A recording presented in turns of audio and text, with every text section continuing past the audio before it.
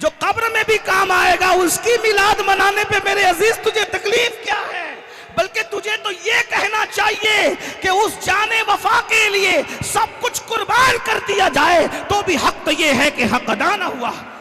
मुझे उन मुसलमानों से बहुत तकलीफ है जो मिलादुन नबी पर जश्न चरागा होता है तो वो कहते हैं ये फजूल खर्ची है। ये 1500 साल जश्न है, यानी हमारे मालिक, हमारे मुस्तफ़ा, हमारे करीम आका सल्लल्लाहु अलैहि वसल्लम की विलादत को मुकम्मल 1500 साल हो गए हैं। 1500 साल का अरसा बीत गया है मुस्तफ़ा जान रहमत सल्लल्लाहु अलैहि वसल्लम की विलादत को। इसलिए मुसलमानों को चाहिए कि बहुत उसको एहतिशाम के साथ, धूमधाम के साथ इस तरह से हुजूर की मिलाद मनाएं कि हम रहें न रहें, हुजूर की 1500 साला मिलाद की यादगार ज़मीन के ऊपर मौजूद रहे। हमारे आका सल्लल्लाहु अलैहि वसल्लम की ये शान है। हम बहुत खुशनसीब लोग हैं। अल्लाह तबारक व तआला का हम पे बड़ा इनाम है कि अल्लाह ने हमें ऐसा कायद अता किया, ऐसा रहनुमा अता किया, ऐसा रसूल अता किया, ऐसा आका अता किया कि ऐसा कायद, ऐसा रहनुमा, इस ऐसी हस्ती किसी के पास मौजूद ही नहीं है। अंबियाए किराम की कायनात में भी हर नबी शान वाले हैं, लेकिन जो शान अल्लाह ने खालिस मुस्तफ़ा जान रहमत को अता फरमाई है, वो शान अल्लाह ने किसी को अता नहीं फरमाई है। आप जितनी भी जिसकी शानें सुनते हैं, अल्लाह अकबर। आज मैं हुजूर अलैहिस्सलातु व तस्लीम की एक ही शान बयान करूंगा।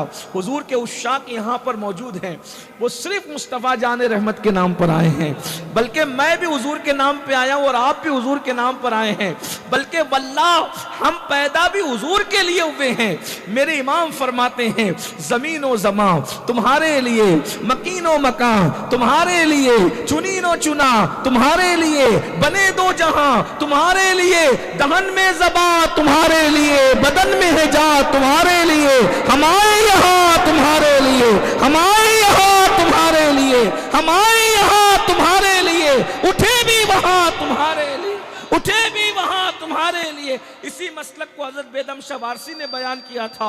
अदम से लाई है हस्ती में आरज़ुए रसूल, कहां कहां लिए फिरती है जुस्तुजुए रसूल, और बनाए लूं तेरी ये जज्बे शौके सल्ले अला कि आज दामने दिल खिंच रहा है सुए रसूल। अल्लाह अकबर। तो याद रखना, दुनिया के अंदर किसी न किसी की कोई ना कोई कुछ न कुछ शान होती है, कुछ न कुछ किसी न किसी की हैसियत होती है, किसी न किसी की कोई अहमियत होती है। मिसाल के तौर पर इस दुनिया के अंदर कोई डॉक्टर है, उसकी कोई तो हैसियत है, कोई टीचर है, उसकी कोई तो हैसियत है, कोई खतीब है, उसकी कोई तो हैसियत है, कोई अदीब है, उसकी कोई तो हैसियत है, कोई मुकर्रिर है, उसकी कोई तो हैसियत है, कोई बादशाह है, उसकी कोई तो हैसियत है, कोई वजीर है, उसकी कोई तो हैसियत है।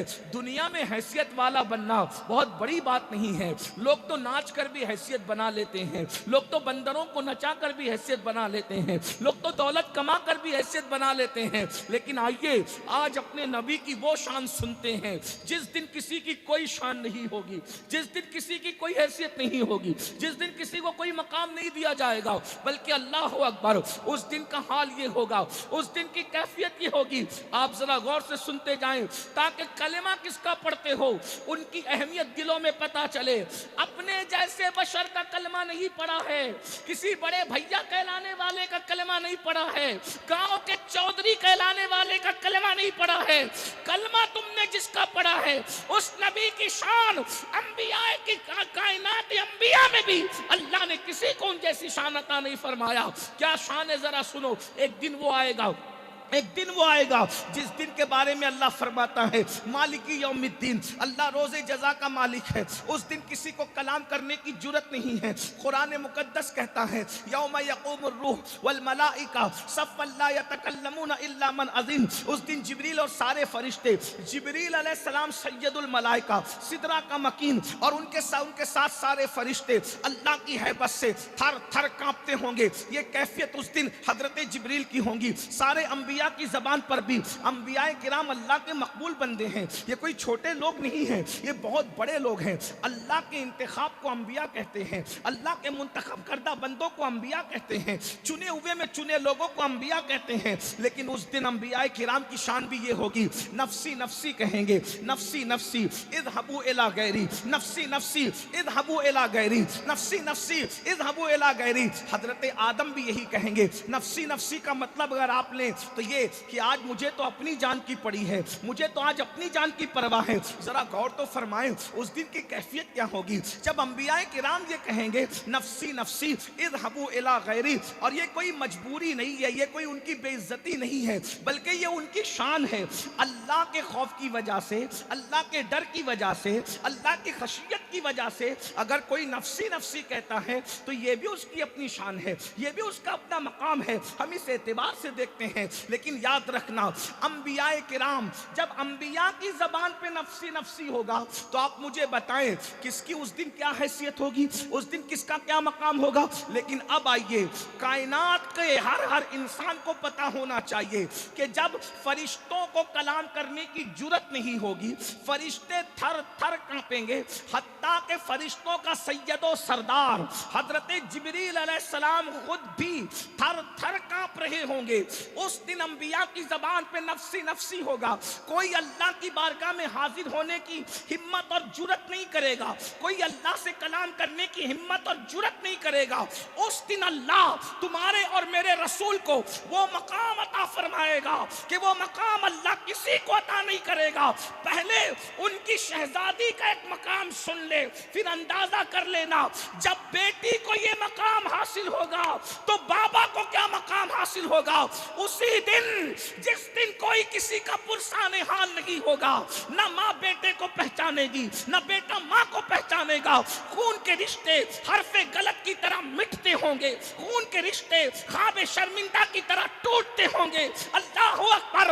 उस दिन जब सैयदा कायनात, मखदूमा कायनात, मलका फिरदौस बरी, उम्मुल हसनैन, सैयदा तैयबा, ताहिरा, आबिदा, जाहिदा, राकिया, साजिदा, नकिया, तकिया, ज़किया, उम्मे अबीहा, उम्मुल हसनैन, मलका फिरदौस बरी, मलका क़यामत, मलका आलमियान, सैयदा फातिमतुज़ ज़हरा जब पुलसरात से गुजरेगी तो 70,000 हूरों को उनकी कनीजों की शक्ल में उनको घेरा जाएगा और उनके साथ सैयदा इस शान से गुजरेगी कि ऐलान होगा, मैशर वालों गर्दन को झुका लो, आंखों को बंद कर लो, नबी की शहजादी पुलसरात से गुजर रही है।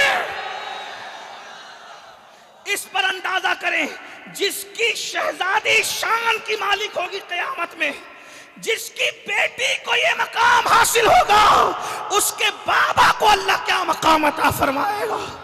अब बाबा का मकाम सुनो, कुरान कहता है वमिनल लैली फतहज्जद बिही नाफिलतन लक। ऐ महबूब आप तहज्जुद पढ़ें। हाय हाय, अल्लाह महबूब से फरमा रहा है हबीब आप तहज्जुद का एहतमाम फरमाएं। वमिनल लैली फतहज्जद बिही नाफिलतन लक। आप तहज्जुद का एहतमाम फरमाएं। किसको कहा जा रहा है? महबूब को। महबूब आप तहज्जुद पढ़ें। इससे पता चला कि महबूब पर तहज्जुद की नमाज फर्ज है, पूरी उम्मत पर तहज्जुद नफल है और हुजूर ने अदा की इस एतबार से सुन्नत है, लेकिन हुक्म के एतबार से नफल है। लेकिन आका अलैहिस्सलातु व तस्लीम का चूंकि हर फेल सुन्नत कहलाता है, तो ये हुक्म के नफल उसको कहते हैं करो तो सवाब मिलेगा, न करो तो कोई गुनाह नहीं है। लेकिन इससे तहज्जुद की अहमियत पता चलती है। तो अल्लाह फरमाता है महबूब आप रात को, इससे पता चला कि तहज्जुद सिर्फ रात को अदा हो सकती है, दिन को तहज्जुद नहीं पढ़ी जा सकती है। वमिनल लैली फतहज्जद बिही नाफिलतन लक। जब आप रात को तहज्जुद का एहतमाम करेंगे तो असा अन यबअसका रब्बुका मक़ामम महमूदा। आप जब तहज्जुद का एहतमाम करेंगे इस उम्मीद पर तो अल्लाह आपको मकाम महमूद अता फरमाएगा। और ये मकाम महमूद सिर्फ मुस्तफा जान रहमत की शान है। अब आगे बढ़ने से पहले सिर्फ एक पैगाम देना चाहता हूं। जब नबी को कहा जा रहा है अगर मकाम महमूद चाहिए तो एहतिमाम तहज्जुद फरमाइए, अगर मकाम महमूद चाहिए तो एहतिमाम तहज्जुद फरमाइए। इससे पता चला कि महबूब तहज्जुद पढ़ें तो उन्हें उनके लिए महमूद में लिख दिया गया है, लेकिन उस तक पहुंचने के लिए उनके अलावा और किसी का मुकद्दर नहीं है। मगर अल्लाह तहज्जुद की अहमियत बयान फरमा रहा है।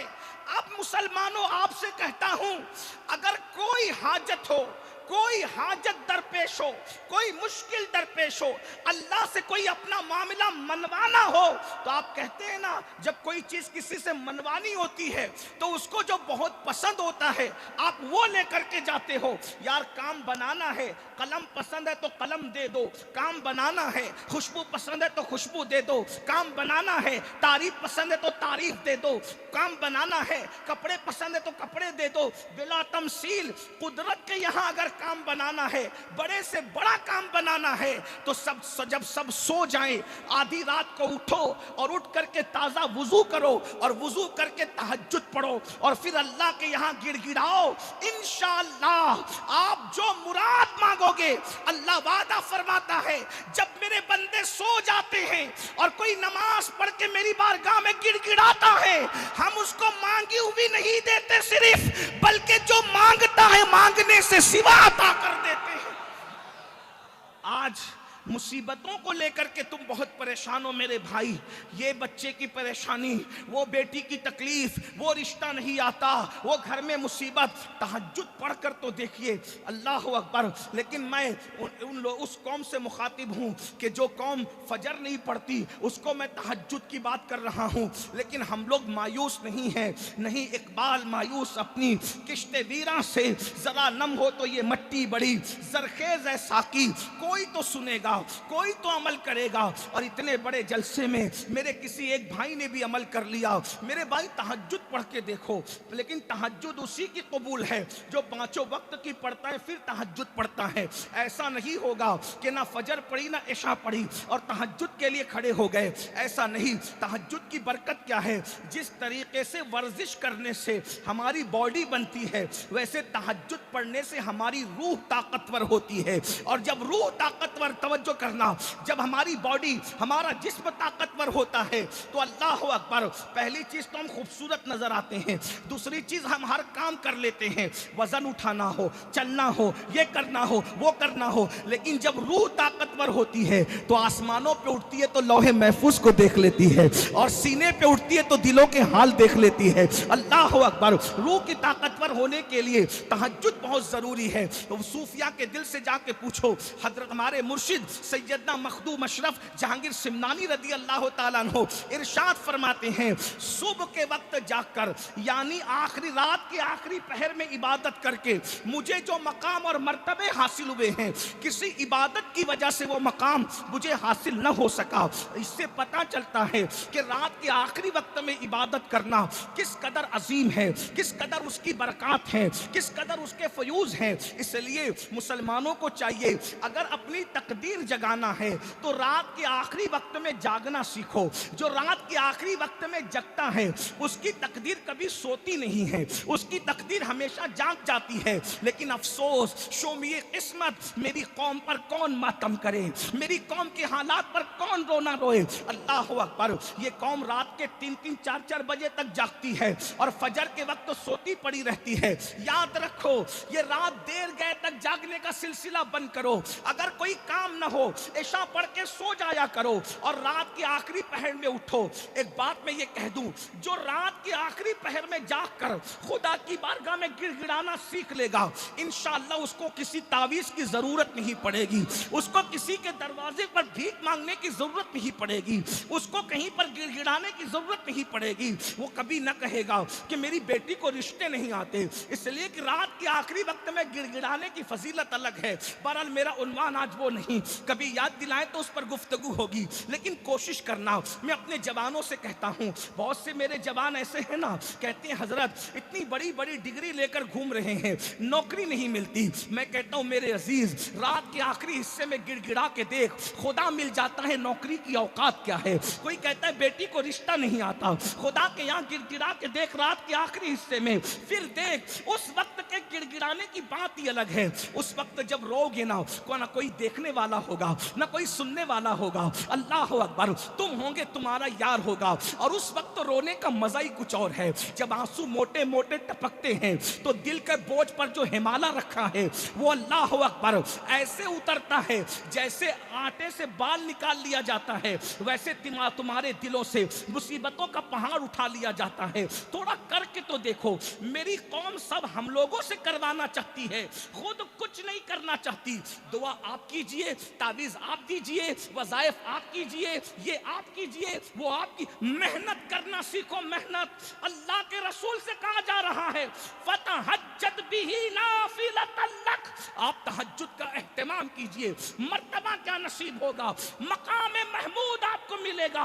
अब ये मकाम महमूद क्या है उसको सुन लीजिए। जिस दिन किसी को कोई मकाम नहीं मिल रहा है, उस दिन सिर्फ मेरे और तुम्हारे महबूब को, मिलाद वाले मुस्तफा को, जिसका कलमा पढ़ते हो, उनको मकाम महमूद नसीब हो रहा है। और मकाम महमूद की मुख्तलिफ शक्लें हैं।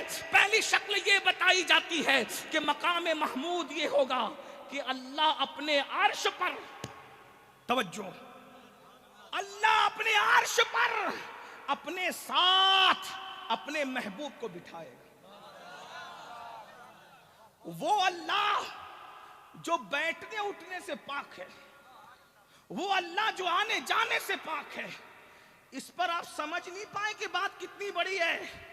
अल्लाह के अर्श पर खुदा के साथ जिसको जुलूस नसीब होगा, वो जात तन्हा आमिना के लाल की जात है, वो तन्हा मुस्तफा जान रहमत की जात है।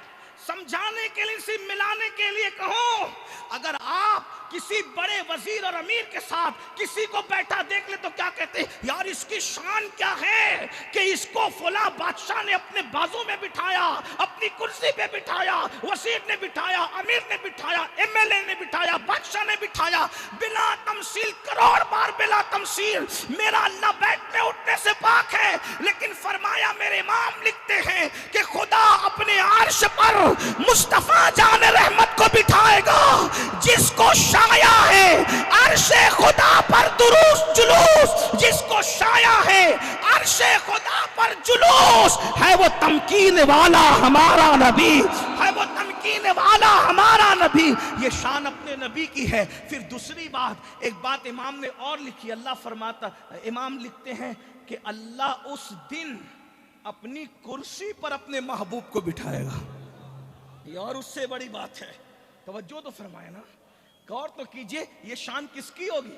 जिस दिन सब नफ्सी नफ्सी कहेंगे, उस दिन खुदा की कुर्सी पर, जिसको, इसको मुल्ला अली कारी ने भी लिखा, इसको मुल्ला अली कारी भी बयान फरमाते हैं, इमाम ने उसको अपने रिसाले में नकल फरमाया। गौर कीजिएगा, तवज्जो फरमाइएगा।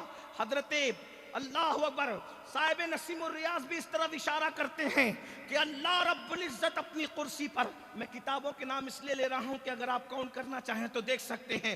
अल्लाह अकबर, अंदाजा फरमाएं, अल्लाह अपनी कुर्सी पर अपने महबूब को जलवगर फरमाया, कहेगा महबूब आप तब बैठिए।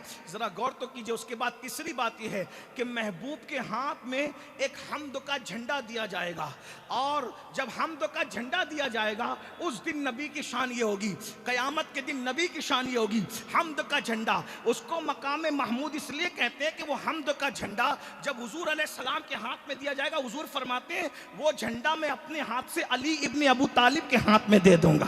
अल्लाह अकबर, तवज्जो फरमाए, ये भी अल्लाह अल्लाह। तो वो झंडा जो है दूर के गुलामों को भी तसल्ली दे रहा होगा, और करीब के गुलाम भी जो है उसमें उसके साए में होंगे, बल्कि सारे गुलाम उसके साए में होंगे।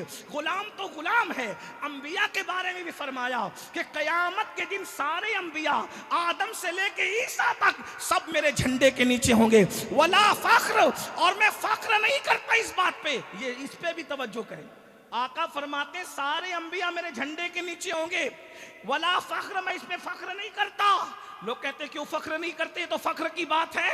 तो हमारे बुजुर्गों ने जवाब दिया, ये रसूलुल्लाह के लिए फख्र की बात नहीं है कि अंबिया उनके झंडे के नीचे हैं, ये तो नबियों के लिए फख्र की बात है कि वो मुस्तफा के झंडे के नीचे।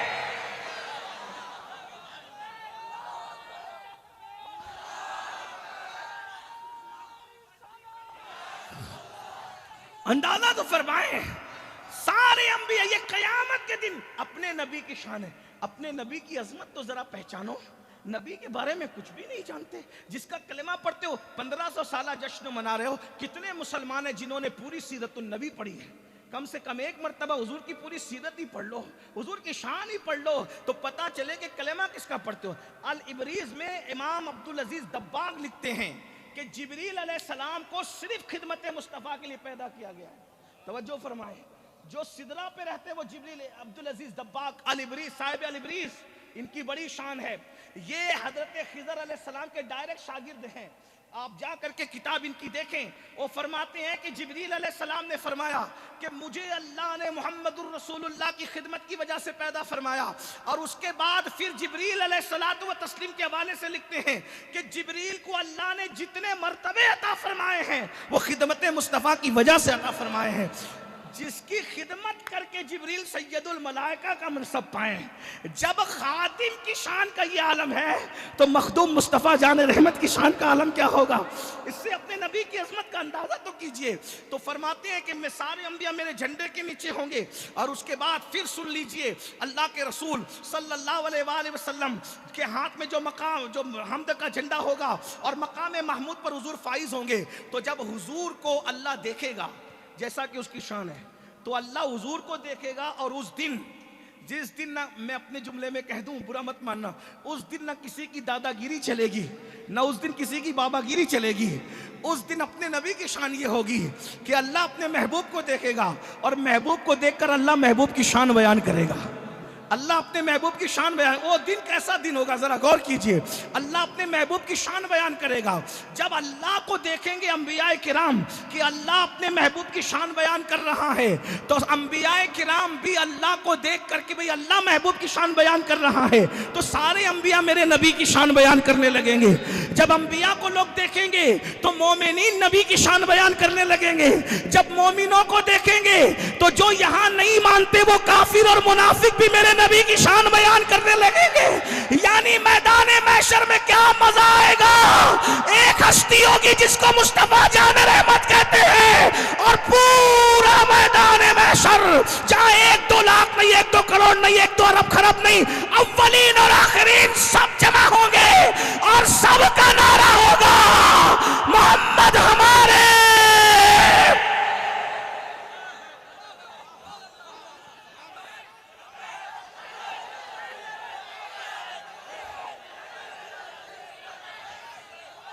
फकत इतना सबब है इनेकादे बस में महशर का कि उनकी शान महबूबी दिखाई जाने वाली है।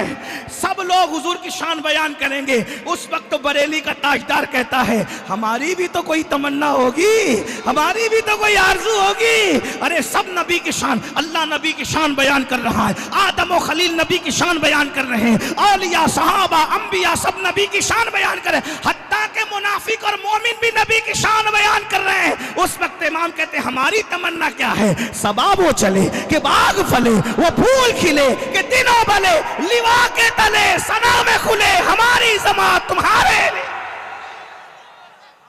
उस वक्त हम भी नबी की तारीफ, इसलिए कहता हूं नबी की तारीफ अभी से करो, हाँ, मिलाद से चिड़ा ना करो। बेटे का बर्थडे मनाने पर एतराज नहीं है, नबी की मिलाद मनाने से क्या तकलीफ है? जो बेटा दुल्हन आने के बाद भाग जाएगा, वफा करेगा कि बेवफा करेगा, कोई गारंटी है? और जो नबी कब्र में भी हमारी मदद के लिए तशरीफ लाएंगे, अरे जो दुल्हन आने पर गद्दार हो जाए उसका इतना बर्थडे मनाता है, जो कब्र में भी काम आएगा उसकी मिलाद मनाने पे मेरे अजीज तुझे तकलीफ क्या है? बल्कि तुझे तो ये कहना चाहिए कि उस जाने वफा के लिए सब कुछ कुर्बान कर दिया जाए, तो भी हक तो ये है कि हक अदा ना हुआ। मुझे उन मुसलमानों से बहुत तकलीफ है जो मिलादुन नबी पर जश्न चरागा होता है तो वो कहते हैं ये फजूल खर्ची है। मैंने कहा बेटे की शादी की लाइटिंग तुझे फजूल खर्ची न दिखी है? नबी की आमद का जश्न फजूल खर्ची दिखा? अरे मेरे अजीज, कुछ बोलने से पहले सोचा कर। गली सजाता है, कब सजाता है? बोले अब्बा हज से आए, अब्बा हज से आए तो गली सजाई कि अब्बा हज से आ रहे, वेलकम करना है। अब्बा का हज कबूल हुआ कि मुंह पे मार दिया गया, कोई गारंटी है? अरे अब्बा हरम से आए तो तू उनके लिए गली सजाता है, और जो हरम को हरम बनाने के लिए तशरीफ लाया, जिसकी वजह से हरम हरम बन गया, जिसकी वजह से काबा काबा काबा था क्या, जरा पूछो तो सही ना।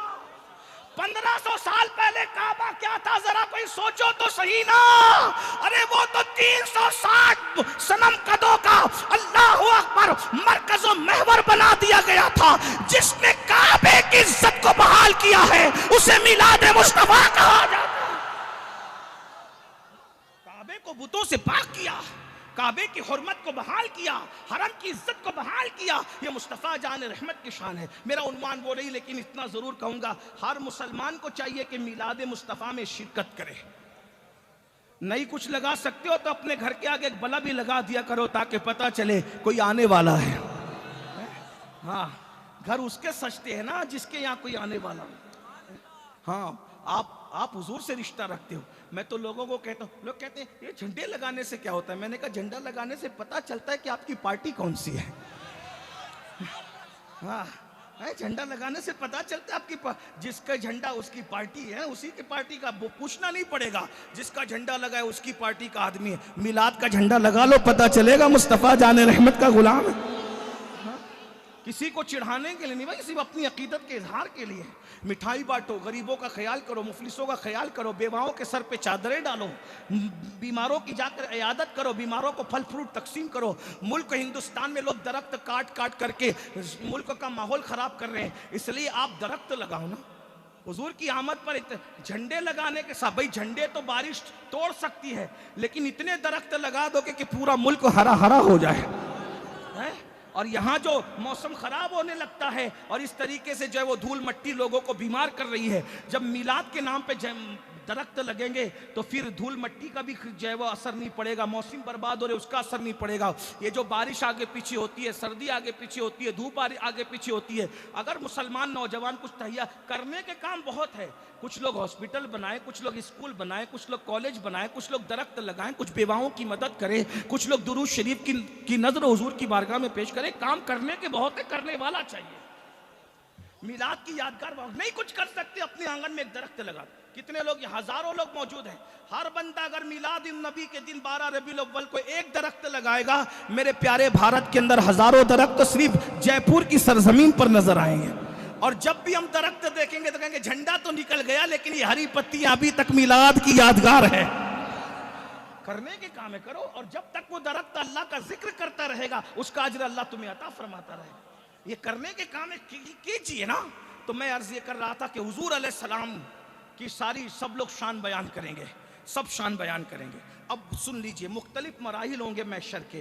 हुजूर की एक शान मैशर में क्या होगी उसको सुने, फिर दूसरी बात और बात खत्म, इसलिए कि ताखीर हुई और मुझे पता है कि रोड पर जलसा इसलिए जल्दी खत्म होना चाहिए। मैं आपसे ज्यादा नहीं, बस 10 मिनट 20 मिनट का टाइम लूंगा, उससे ज्यादा नहीं। थोड़ी देर गौर से सुन ले। कयामत का दिन होगा, उस दिन भी क्या शान होगी।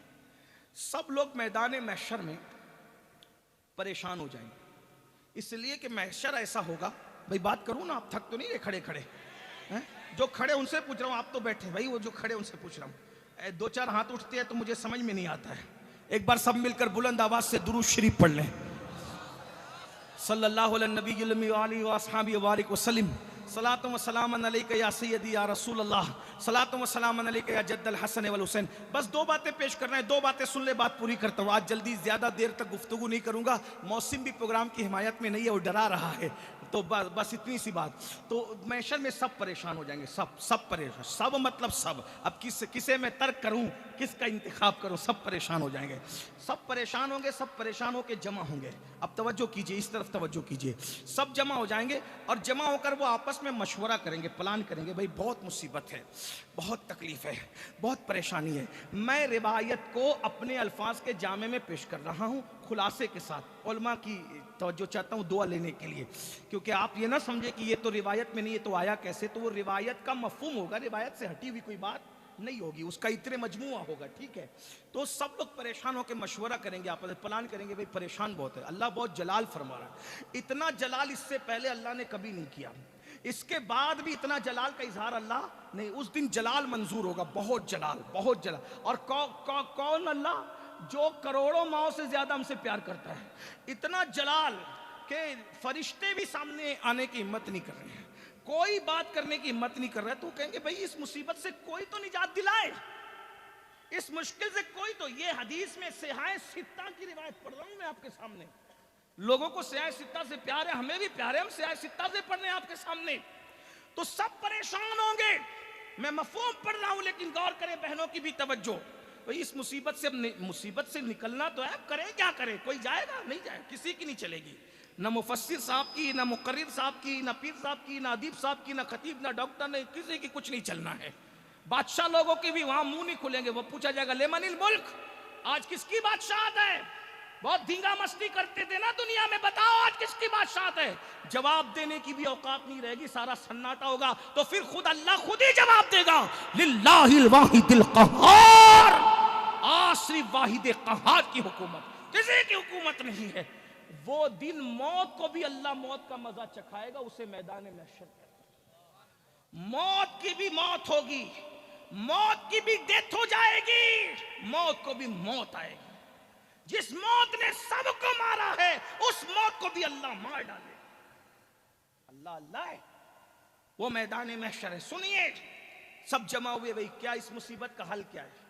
तो बोले भाई एक काम करते हैं, अब्बा से बड़ा काम कौन बनाने वाला है, चलो अब्बा के पास चलते हैं, अब्बा काम बनाएंगे। अब सबके अब्बा अलग अलग है, तो कितने अब्बा को ढूंढने का? सारे अब्बों का जो अब्बा है उसके पास चलो। और सारे अब्बों का अब्बा कौन है? हो, उसी को हजरत आदम अलैहिस्सलाम कहते हैं। अब यहाँ एक जुमला और ऐड कर लें ताकि लोगों की भी इस्लाह हो जाए। ये जो कहते हैं ना इंसान पहले बंदर था, फिर बंदर से इंसान बना, तो जो बंदर वाले हैं वो जाने, हम बंदर से पैदा नहीं हुए हैं, हमारा बाप आदम है, आदम। और इतना खूबसूरत था हमारा अब्बा। बंदर तो आज भी खूबसूरत नहीं, उसको आज भी इस्तिगफार कर, उसको देखो तो सुन्नत है कि इस्तिगफार किया जाए। बंदर की शक्ल देखकर इस्तिगफार करना सुन्नत है। जब भी सूअर और बंदर को देखो तो इस्तिगफार किया करो, ये सुन्नत है। अल्लाह अकबर। तो ये कहते हैं कितनी इंसानियत की तौहीन करते हैं, ह्यूमन राइट्स की बात करते हैं और इंसानियत की तौहीन करते हैं। बंदर से पैदा होने वाले अजूबा को इंसान नहीं कहते, आदम से पैदा होने वाले इंसान को आदमी कहते हैं। हम बंदरी नहीं है, हम आदमी है, इसलिए कि हमारा बाप बंदर नहीं, हमारा बाप आदम है। और इतना खूबसूरत था हमारा अब्बा आदम अलैहिस्सलाम के फरिश्तों ने जिसके आगे सजदा किया है। इतना बड़ा अल्लाह, इतना बड़ा आलिम था कि जिसके इल्म के सामने फरिश्ते खामोश रहे। इकबाल ने इसकी मंजर कशी की है, बदल डाला है अब तो अंदाजे बयां हमने, नहीं तो बंद कर दी थी फरिश्तों की जबान हमने। जिसके सामने फरिश्तों की जबान चुप हो गई वो हमारा अब्बा हजरत आदम अलैहिस्सलाम है।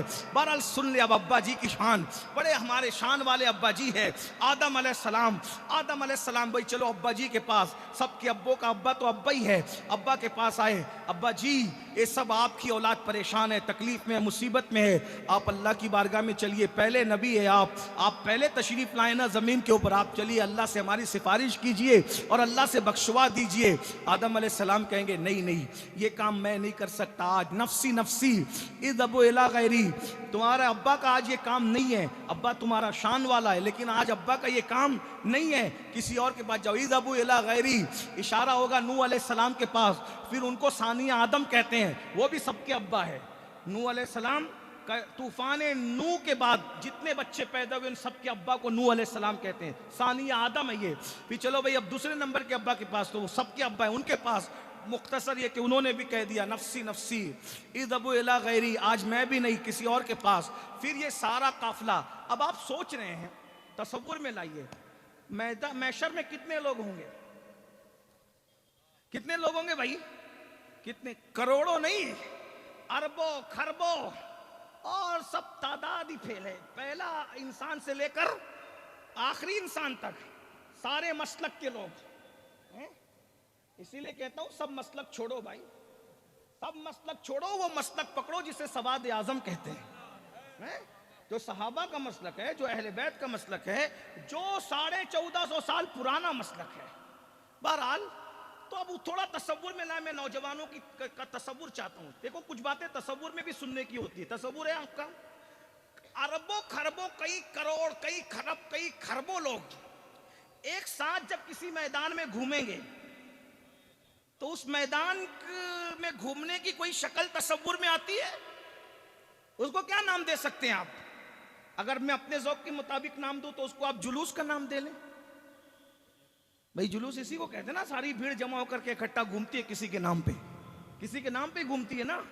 तो उस दिन जो जुलूस निकला है, जलसा तो पहले हो गया, जलसा तो पहले हो गया, उसका उन्वान अज़मत मुस्तफ़ा था, है ना, बल्कि बाद में होगा वो तो चले वो भी देख लेंगे। लेकिन बहरहाल अव्वल आखिर जो भी, या तो जलसा है या तो, बात समझ में आती है, कोई गलत तो नहीं कह रहा हूं भाई, जमा होकर के जिक्र करें तो ये जलसा हुआ, और सब लोग चल रहे हैं तो किसके लिए भाई? पहले पहुंचे, जुलूस पहुंचा कहां? आदम अलैहिस्सलाम के पास। जुलूस पहुंचा कहां? इख्तिलाफ है आपको मेरी बात से? बोलो भाई, ये सब लोग अगर मिल करके चलने लगे कि चलो चलते हैं सैयद मोहम्मद कादिर साहब के नाम पे, तो बोलो ये किसका जुलूस हुआ? बोलो भाई किसका हुआ? सैयद मोहम्मद साहब का हुआ। मौलाना साहब के नाम पे चले, फुला के नाम के चलते, जिसके नाम पे चल रहे हैं उसी का जुलूस हो गया, यही तो है ना?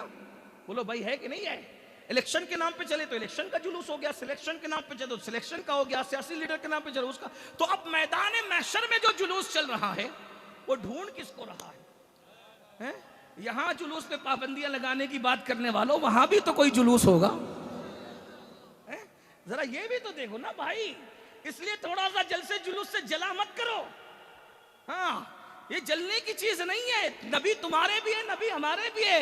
कम से कम कलमा पढ़ाने का तो एहसान जानो। इतने सारे जुलूस हजम कर लेते हो, अब नबी के नाम का एक हजम करने में जाता क्या है? अरे ये जुलूस से मिलाद मुस्तफा है। जो जानते हैं वो जान ले, जो नहीं जानते वो भी जान ले।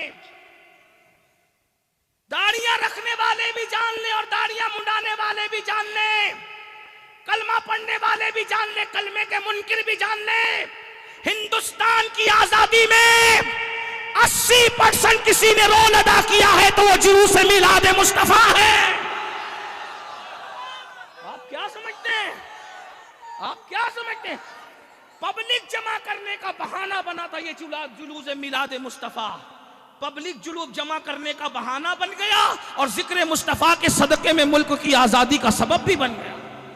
आप क्या समझ रहे हैं मेरे भाई?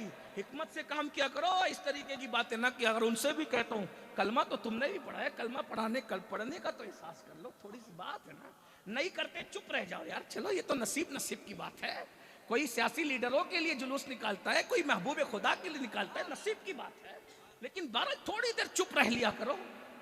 सारे कलम की जुलानियां मिलाद के मौके पे तुम्हें नजर आती है। ऐसा ना करो, कोई सुनेगा तो क्या कहेगा? दुनिया में सभी रहते हैं ना, तुम भी कलमा पढ़ते हो। मैं बात क्या कर रहा था, सब लोग मिलकर के चले। आदम अलैहिस्सलाम से नूह अलैहिस्सलाम से फिर इब्राहिम, ये नबियों के बाप है।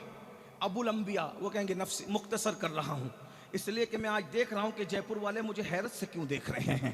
हालांकि ये बात इतनी बड़ी है कि इस मौके पे सुन्नी चुप नहीं रहता। इस मौके पे तो पत्थर भी सुभान अल्लाह कहते हैं। लेकिन बहरहाल कोई बात नहीं, जयपुर वाले अगर सबक भूल जाते हैं तो भूल जाया करें, कोई बात नहीं। हाँ, लेकिन मिलाद का जलसा ऐसे तीजे की तरह थोड़ी सुना जाता है। हाँ, सब इधर उधर घूम रहे और आप चुप हैं, चले ठीक है, कोई बात नहीं। अगर चुप है तो चुप ही रहे। वो जुलूस के अंदर मैं और आप भी रहेंगे, इतना सुन लो। हाँ, उस जुलूस में मैं और आप भी रहेंगे, लेकिन सबको बुला दिया जाएगा। डायरेक्ट जाना किधर है? अल्लाह के बुलाने में भी हिकमत है, इसलिए कि मुल्ला लोगों को भी तो जवाब देना है ना। अगर अल्लाह ना बुलाइए हदीस तो डायरेक्ट चले जाएं शॉर्टकट में, शॉर्टकट में चले जाए और वहां काम बन जाए तो कोई कह सकता अरे वहां तो काम बन गया ना, लेकिन दूसरी जगह भी तो बन सकता था ना। तो अल्लाह ने फरमाया, मैं तुझे उस दिन अपने महबूब की शान बताऊंगा, शॉर्टकट में आने नहीं दूंगा। पूरा महशर घुमा घुमा करके वहां पहुंचाऊंगा ताकि पता चले किसी से ना बनी तो मिलाद वाले मुस्तफा से बनी।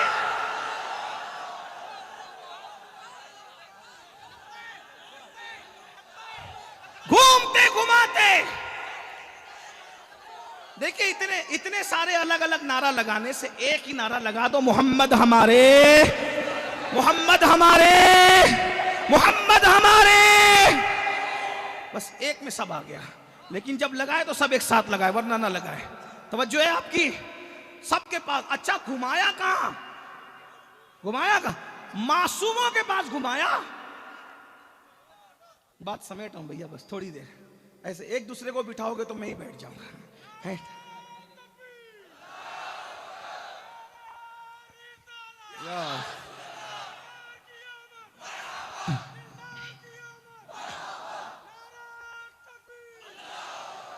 आमदे मुस्तफा, आमदे मुस्तफा, आमदे मुस्तफा, आमदे मुस्तफा।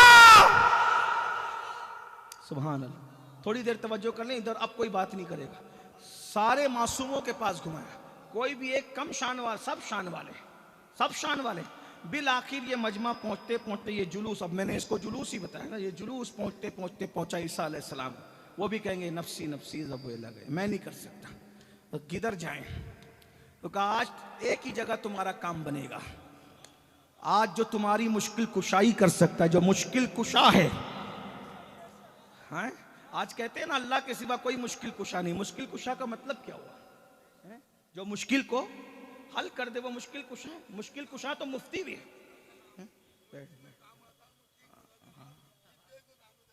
माशाल्लाह माशाल्लाह, बैठ जाओ। अरे डांटो नहीं, डांटो नहीं। ये महफिल में सबको हक है बोलने का, डांटो नहीं। पता नहीं हुजूर की बारगाह में कौन मकबूल है, किसी को ना डांटो। सब यहाँ सब VIP लोग हैं। कोई गरीब नहीं, कोई अमीर नहीं, कोई छोटा नहीं, कोई बड़ा नहीं, कोई अनपढ़ नहीं, कोई आलिम नहीं। यहाँ सब हुजूर के गुलाम हैं। अब दिल से सुनो, बस कुछ ना कहो। मुश्किल मुफ्ती भी मुश्किल कुशा है। और ये मैं नहीं कह रहा हूं, अल अशबा वन नज़ायर के मुकद्दमे में जो उधर से छपी है ना, सहारनपुर के करीब से, वो शारे ने लिखा है अल अशबा वन नज़ायर के मुकद्दमे में कि मुफ्ती मुश्किल कुशाई कर दे। जब मुफ्ती मुश्किल कुशाई करता है तो जिसके उसूल और ज़ाब्तों को पढ़कर मुफ्ती मुश्किल कुशा बनता है, और उसको मुश्किल कुशा कहने में कौन सा शिर्क है? बताइए ना। बल्कि एक बात बताऊं, सिर्फ वही मुश्किल कुशा नहीं है, उसके दामन से जो वाबस्ता हो जाए ना, खुदा उसको भी मुश्किल कुशा बना देता है। हाँ, ये एक अलग उन्वान है, कौन कौन मुश्किल कुशा है, छोड़िए अभी ये उन्वान। लेकिन उस दिन ईसा अलैहिस्सलाम के पास पहुंचेगा, आज तुम्हारी मुश्किल जो हल करेगा। इसलिए कहता हूं, वहां मसलक बदलने से अच्छा है कि यही बदल लो। जो मसलक महशर में चलने वाला है, उसी मसलक को अभी से पकड़ लो। है? बस इतनी सी बात है और कोई नहीं। कौन सा मसलक वहां चलेगा जरा वो भी सुन लीजिए, अभी आगे बात आती है। आज तुम्हारी मुश्किल जो आसान करेगा, जो हल करेगा, वो कोई और नहीं है, वो आमिना का लाल है, अब्दुल्ला का लख्त जिगर है, शाफ़ी यौमुन नुशूर है, शफीउल मुज़निबीन है, जिसके सर पे शफाअत का ताज सजा है, जिसको मकाम महमूद मिला है। जब ये सारे लोग थक हार के वहां पहुंचेंगे, सबके पास पहुंचे थे, सुना नफ्सी नफ्सी इज़हबू इला गैरी। अब जरा हमसे भी सुनिए, वो काली काली जुल्फों वाला, वो बड़ी बड़ी आंखों वाला, वो खूबसूरत से चेहरे वाला, वो हुस्न जमाल का पैकर, जिसके हुस्न को हुस्न यूसुफ भी हैरत से तकता होगा, लहने दाऊदी जिसकी आवाज के हुस्न की पलाइयां लेती होगी, हजरते नूह का जलाल भी जिसके जलाल से बरकत हासिल करता होगा, खलीलुल्लाह भी उस दिन जिसे उम्मीदों की नजर से देखते होंगे, उस दिन वो मुस्तफा करीम हमारा आका जिसका कलमा पढ़ते हैं, वो कहेंगे अना लहा अना लहा अना लहा।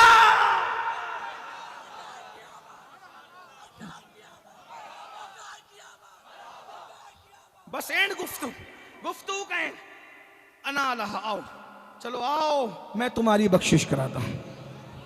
अब तसव्वुर में लाए, अब तक जुलूस बगैर कायद के चल रहा था, क्योंकि अभी मुसीबत में मुब्तला था, मंजिल न मिली थी। अब मंजिल का मालिक मिल गया है, तो आगे आगे आमिना का लाल है, पीछे पीछे बाराती की शक्ल में मुस्तफा जाने रहमत के गुलाम। अब क्या मजा आएगा, महशर में भी महशर होगा कि हम दूल्हा के साथ चले जा रहे होंगे। और फिर हुजूर सबकी शफात करेंगे और फिर शफात की किस्में हैं। लेकिन कुछ ऐसे भी लोग होंगे जो जहन्नम में डाल दिए गए होंगे। बस बात आखिरी को पहुंच रही, एंड को बात पहुंच रही। जिस हुजूर सबकी शफात, कोई डायरेक्ट शफात से बगैर हिसाब के, किसी का हिसाब के बगैर उसको जन्नत में दाखिल करवा देंगे। किसी के नेकी कम पड़ रही होगी तो अपनी तरफ से डाल के उसका मीजान पे पड़ना भारी करा दे रहे होंगे। किसी को बोल दूं क्या, बात कर दी दूं क्या, कर दूं हैं? हुजूर फरमाते हैं कि मुझे 3 जगह पे ढूंढना महशर में। या तो मैं तुम्हें मिलूंगा मीजान के पास, जिनकी नेकियां कम पड़ रही होगी अपनी तरफ से बढ़ा बढ़ा करके उनको बढ़ा दूंगा, है? या तो मुझे ढूंढना हौजे कौसर पे, अपने हाथों से जाम पिला पिला करके प्यासों को सैराब कर रहा होगा। या तो तुम मुझे ढूंढना मीजान पे। अब एक हुजूर अकेले हैं, कभी कौसर का जाम पिला रहे हैं, कभी नेकियां बढ़ा रहे हैं, कभी पुलसरात से गुजार रहे हैं। हुजूर फरमाते हैं उस दिन मैं इतना मसरूफ रहूंगा, उस दिन कोई मसरूफ नहीं रहेगा। फरमाते हैं उस दिन मैं इतना मसरूफ रहूंगा कि मुझे अपनी चादर, मेरी चादर अगर गिर जाए तो समेटने की भी मुझे फुर्सत नहीं रहेगी। मुझे समेटने की भी फुर्सत नहीं रहेगी। तवज्जो, अब यहां भी यार लोग डंडी मारे, बोले देखो देखो देखो उस दिन हुजूर कितनी मुसीबत में रहेंगे कि हुजूर को चादर समेटने की फुर्सत नहीं रहेगी। कहा मुल्ला जी, मैं गाली नहीं दे रहा हूं किसी को, लेकिन समझा रहा हूं, मुल्ला जी उस दिन चादर ओढ़े कौन रहेगा ये तो बताओ। कफन भी नहीं होगा लोगों के ऊपर। अब तवज्जो करें, हुजूर जो कह, लेकिन हुजूर चादर ओढ़े होंगे। अच्छा, जो चादर उड़ाई जाती है ना, तो मेहमान को उड़ाई जाती है, मुजरिमों को नहीं उड़ाई जाती है। उस दिन गोया के मेहमान तो सिर्फ वही आका होगा ना। फरमाते मुझे चादर भी अगर गिर जाए तो समेटने की फुर्सत, मेरी चादर उतर जाए तो समेटने की फुर्सत नहीं होगी। इसका मतलब उस दिन शान वाली चादर ओढ़े जो होगा वो मेरा और तुम्हारा आका होगा, आमिना का लाल होगा। अब ये कहा ना कि मुझे चादर उठाने की भी फुर्सत नहीं होगी, ओढ़ने की भी फुर्सत नहीं होगी, गिर जाएगी तो। बोले देखो कितनी मुसीबत नहीं होगी। मिसाल, अल्लाह ना करे, अल्लाह ना करे, अल्लाह ना करे, अल्लाह ना करे, करोड़ बार अल्लाह ना करे। मिसाल, यहां से कुछ दूर पर एक ट्रक जा रही है, दूसरी स्कूल की गाड़ी उससे टकरा गई, अल्लाह ना करे। स्कूल की गाड़ी टकराई, उसमें 100 बच्चे थे, लारी से गाड़ी टकराई, एक्सीडेंट हुआ, जलसा चल रहा था। ऐसे में चिल्लाए, जलसे वालों क्या कर रहे हो? अरे चलो चलो, उधर एक्सीडेंट हो गया, सारे बच्चे तड़प रहे हैं। आप मुझे बताएं, ये जो चादर मैंने ओढ़ी है या और लोगों ने ओढ़ी है या किसी ने ओढ़ी है, बोलो जलसे में रुकोगा कोई? कोई शरीफ आदमी जलसे में रुकेगा? कोई दर्द दिन रखने वाला जलसे में रुकेगा? बोलो कोई रुकेगा? लंगड़ा तो बैठा रहेगा, अंधा तो बैठा रहेगा, हैं? जिसको उठ के जाने की ताकत नहीं है, बचाने की ताकत नहीं, वो तो बैठा रहेगा। लेकिन जो ताकत वाले बचा सकते बोले वो दौड़ेंगे कि नहीं दौड़ेंगे? अब दौड़ते मैंने कहा अरे मैं भी तकरीर बंद करता हूं, हजारों तकरीरें बाद में हो जाएगी, मेरे कौम के बच्चों को बचाना मेरे लिए जरूरी है। मैं इधर से उठा, उधर भागा और मेरी चादर गिरी, और जैसी चादर गिरी मैं चादर छोड़ के आगे बढ़ा। मौलाना ने कहा सैयद इतनी महंगी चादर ओढ़ ले। मैंने कहा अभी चादर ओढ़ना कीमती नहीं है, किसी को बचाना कीमती है। बिला तमसील, बिला तमसील, बिला तमसील, बिला तमसील। कोई आवाज दे रहा होगा हाय प्यास, हाय प्यास, हाय प्यास। कोई कह रहा होगा मैं फंसा, मैं फंसा, मैं फंसा। कोई कह रहा होगा मैं किट के गिरा, कट के गिरा, कट के गिरा। हुजूर कभी इधर, कभी इधर, कभी इधर, कभी इधर, कभी इधर, इतने मसरूफ होंगे, प्यासों को पानी पिलाएंगे, मीजान में नेकियां बढ़ाएंगे और पुलसरात से हाथ पकड़ पकड़ करके गुजार करके जन्नत में दाखिल कर। अभी चादर उठाने की वो इतने इस मजमून को बयान किया मौलाना हसन बरेलवी ने। तुम्हारा नाम मुसीबत में जब लिया होगा, हमारा बिगड़ा हुआ काम बन गया होगा, गुनाहगार पे जब लुत्फ आपका होगा, किया बगैर किया, बेकिया किया होगा, किसी तरफ से सदा आएगी हुजूर आओ, किसी तरफ से सदा आएगी हुजूर आओ, नहीं तो दम में गरीबों का फैसला होगा। खुदा गवाह है, अल्लाह अकबर। कहते खुदा गवाह है, कोई नर्म नर्म पांव से असी पुकार सुन के असीरों की दौड़ता होगा। अल्लाह अकबर, जिसे अपनी जान की नहीं कुल जहान की परवाह होगी। तो अब किसी की नेकी बढ़ा दी मीजान में, किसी को पिलाया, क्या मजा आएगा ना, गोरे गोरे हाथों से पिएंगे। एक बात और बता दूं, एक नहीं पिएंगे। हुजूर कहते हैं हौज़े कौसर के 4 कोने हैं। कितने कोने हैं? कितने कोने हैं? हाँ, कहते हैं 4। एक पे अबू बकर होंगे, एक पर उमर होंगे, एक पर उस्मान होंगे, एक पर अली होंगे। हम भी पिलाएंगे, वो भी पिलाएंगे। लेकिन जो अबू बकर के पास जाएगा, अबू बकर कहेंगे तू अली का गुस्ताख है, मैं तुझे नहीं पिलाता। और मौला अली कहेंगे तू अबू बकर का गुस्ताख है, मैं तुझे नहीं पिलाता। तो नारे हैदरी पे चिढ़ने वाले भी मुंह लटकाएंगे और सिद्दीक अकबर को गाली देने वाले भी धक्के दिए जाएंगे। लेकिन हमारा हाल ये होगा, इधर से भी मिलेगा, इधर से भी मिलेगा। हाथों से यार यार के, हाथों से 4 यार के हमको मिलेंगे 4 जाम। 4 परी बस नहीं, हाथों से 4 यार के हमको मिलेंगे 4 जाम। दस्ते हसन हुसैन से और मिलेंगे जाम 2। 4 यार वाले जो है, सुनिए सुनिए, जल्दी जल्दी सुन लीजिए, बात पूरी होती है तो मीजान पे नेकी बढ़ा रहे होंगे। लेकिन मजा मुझे खास कहां आ रहा है, पुलसरात से जब कोई गुजरेगा तो हुजूर उसका हाथ पकड़कर, ये हाथ पकड़कर इसलिए कह रहा हूं कि इमाम ने असल में बताया है।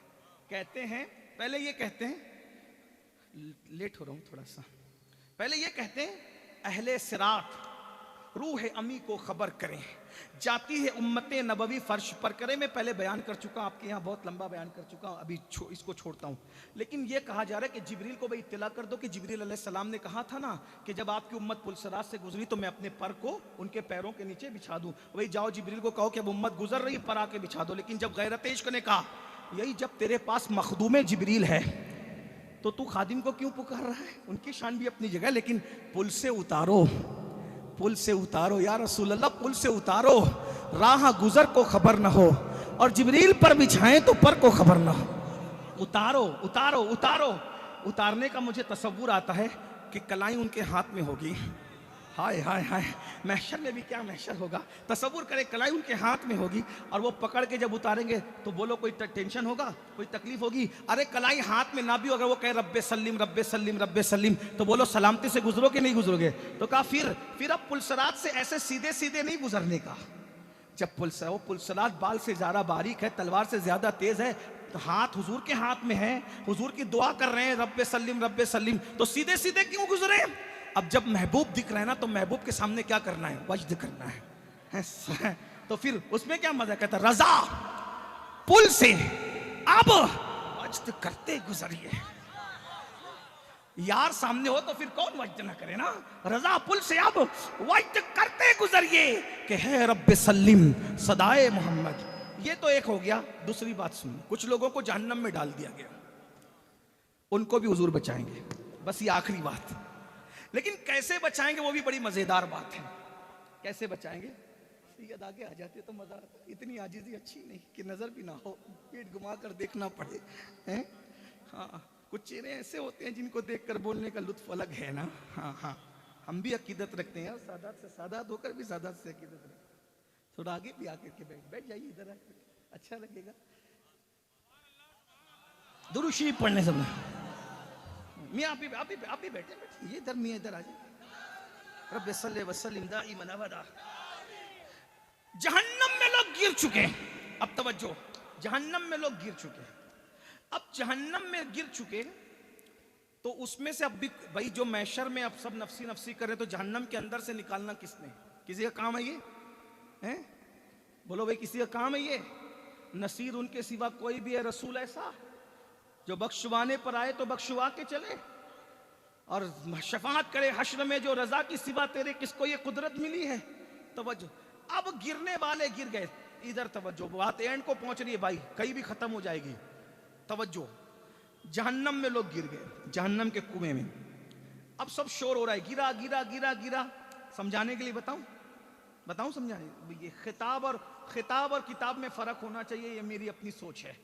समझाने, जैसे एक कुएं के अंदर, एक गड्ढे के अंदर, एक कुएं के अंदर कुछ लोग गिर गए। बात समझ में आती है? अल्लाह ना करे गिर गए सब कुछ लोग। तो जो लोग ऐसे खड़े थे ना, मेरी तरह कमजोर से लोग, इधर उधर ऐसे लोग खड़े थे, गिरा गिरा गिरा गिरा, मिनुल कादरी कुएं में गिरा गिरा। तो भाई निकालो ना भाई, निकाल क्या उसको, निकाल थोड़ी सकेंगे उसको, इतना गहरा कुआं है, अपने बस का ही नहीं है, इतना वजनी आदमी हम थोड़ी उठा पाएंगे कुएं में, उल्टा वो हम गिर जाएंगे, अपना काम ही नहीं है। सब शोर कर रहे हैं, सब शोर कर रहे हैं। ऐसे में कोई ताकतवर पहलवान आता है, बोले भाई शोर काय का हो रहा है? बोले वो क्या, अमीरुल कादरी कुएं में गिरा। अच्छा गिरा तो क्या हुआ, चलो मैं निकालता हूं। क्या कहेगा? मैं निकालता हूं। अब पहलवानों का, ताकतवरों का अपना एक अंदाज होता है काम करने का। जब वो कोई मेहनत का काम करते हैं तो पहले वो आस्तीन चढ़ाते हैं। क्या करते हैं वो लोग? क्या करते हैं? बोलो भाई क्या करते हैं? आस्तीन चढ़ाते हैं। आस्तीन चढ़ाने के बाद उनका दूसरा काम होता है, वो अपना दामन कमर पे बांधते हैं। ये एक उनका स्टाइल है। ये तो कमर पे दामन बांधा और आस्तीन चढ़ाया तो क्या मिला? बोले ये काम कर लेगा, ये आदमी काम कर लेगा क्योंकि इसके बस का है। ऐसा ही है। अब सुनो, कुएं में जो गिरेगा तो कुएं की हैसियत क्या, उसमें से तो कोई पहलवान निकालेगा। जो जहन्नम में गिरे हैं, जहन्नम बच्चों का खेल है। एक पत्थर फेंका जाता है जहन्नम में तो 70,000 साल के बाद वो उसकी तह में गिरता है।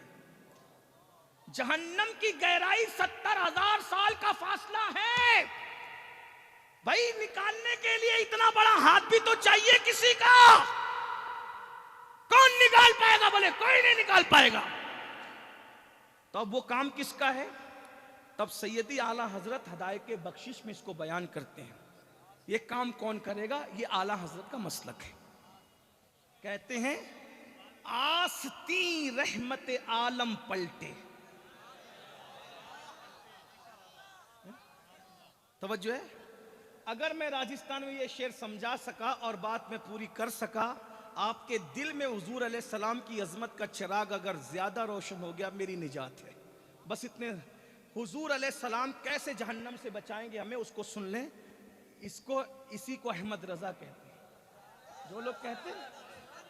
जो लोग कहते हैं ना तुम्हें अहमद रजा के सिवा कोई दिखता ही नहीं, मैंने कहा इस तरह की बात अगर 14वीं सदी में किसी ने भी कही हो, मेरी मालूमात में इजाफा करें, मैं उसको भी कोट करूंगा। हम लोग तासुब वाले थोड़ी हैं, हम लोग तासुब में मोहब्बत वाले लोग। देखो हुजूर बचाएंगे कैसे। हदीसों की तर्जुमानी हो रही है शेर में। आस्तीन रहमत आलम उल्टे। इस पर मैं नहीं कहूंगा, स्टेज वाले कह रहे हैं, लेकिन मैं आपको नहीं कहूंगा। ये आपके इश्क की बात है, इसलिए कि ये लखनऊ दिल्ली वालों की बात है। हाँ, ये लखनऊ दिल्ली वालों की बात है जो मैं जयपुर में कर रहा हूं, लेकिन कोई बात नहीं, आशिकों के पास कर रहा हूं, कोई बात भी नहीं। आस्ती रहमत आलम उल्टे, कमरे पाक पे दामन बांधे। जब हुजूर तशरीफ लाएंगे महशर में और देखेंगे कि गुलाम जहन्नम में गिरे, पुकारेंगे बचाओ बचाओ बचाओ, तो हुजूर उस दिन अपनी शान के मुताबिक आस्तीनों को पलटेंगे और आस्तीनों को पलटकर फिर कमर पे दामन बांधेंगे और दामन बांध करके फिर अपना हाथ डालकर हाथ में हाथ लेकर यूं खींच लेंगे जैसे आटे से बाल निकाल लिया जाता है। और उसका तरीका क्या होगा सुन लीजिए। कहते हैं आस्ती रहमत आलम आस्ती रहमत आलम उल्टे, कमरे पाक पे दामन बांधे।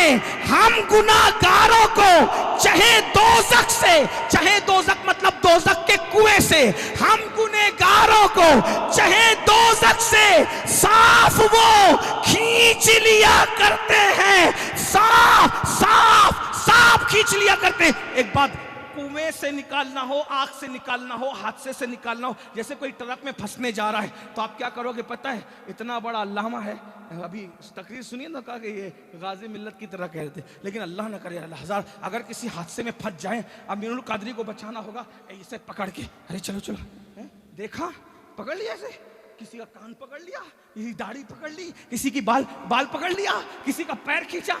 एक बार मैंने हादसा देखा कि हादसे में बिल्डिंग गिरी, लोग उसके अंदर दब गए तो औरतें भी थी, लोग औरतों को भी खींच खींच के निकाल, किसी को एतराज नहीं हुआ, क्योंकि उस दिन बचाना मकसद है ना।